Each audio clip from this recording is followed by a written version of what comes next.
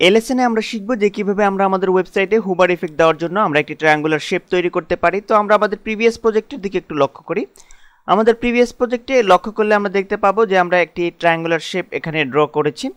আমরা কিবোর্ড থেকে কন্ট্রোল চেপে যদি এই লেয়ারটির উপর ক্লিক করি তাহলে আমরা দেখতে পাচ্ছি যে এটি সিলেক্টেড অবস্থায় রয়েছে। তো আমরা ঠিক এরকমই ছোট্ট একটি ট্রায়াঙ্গুলার শেপ তৈরি করব। তো আমরা আপাতত কন্ট্রোল ডি চেপে এটিকে ডিসিলেক্ট করে দিলাম। তো আমরা চলে আসছি আমাদের মূল ডকুমেন্টে।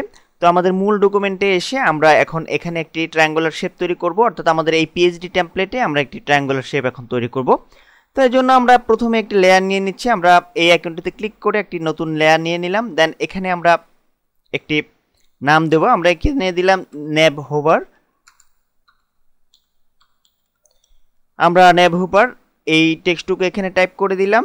দেন আমরা মাউস পয়েন্টার দিয়ে জাস্ট বাইরে একটা ক্লিক করলাম।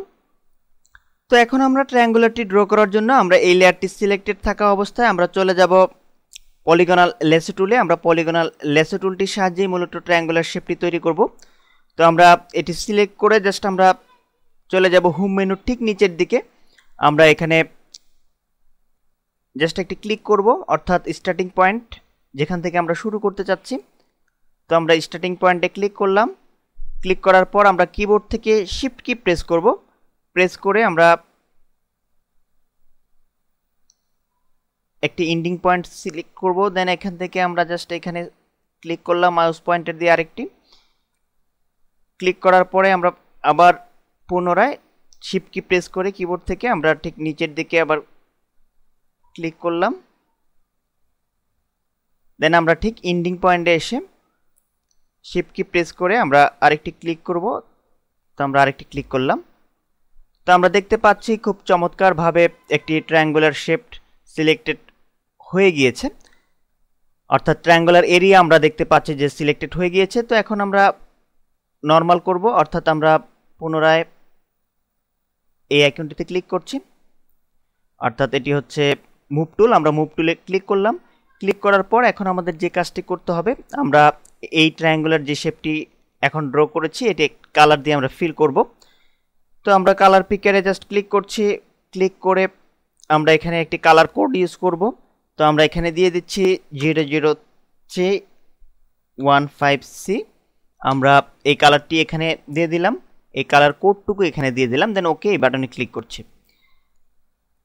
দেন এখন আমাদের যে কাজটি করতে হবে, আমাদের এই ট্রায়াঙ্গুলার শেপটি আমাদের এই নির্দিষ্ট কালার দিয়ে আমাদের ফিল করতে হবে। তো এখন আমরা এর জন্য চলে যাচ্ছি এডিটে। দেন এখান থেকে ফিল এই লিঙ্কটিতে ক্লিক করছি। দেন ওকে এই বাটনে ক্লিক করছি। তো আমরা দেখতে পাচ্ছি যে অলরেডি আমাদের এই ট্রায়াঙ্গুলার শেপটি একটি কালারে রূপান্তরিত হয়েছে। তো এখন আমরা নরমাল করব। কিবোর্ড থেকে কন্ট্রোল ডি চেপে আমরা ডিসিলেক্ট করে দিচ্ছি। আমরা চমৎকারভাবে দেখতে পাচ্ছি যে ট্রায়াঙ্গুলার শেপটি এখানে চলে এসেছে।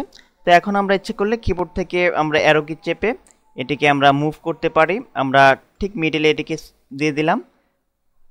তো এখন আমরা এই ফাইলটিকে সেভ করব। আমরা কিবোর্ড থেকে কন্ট্রোল এস চেপে আমাদের এই ফাইলটি সেভ করলাম।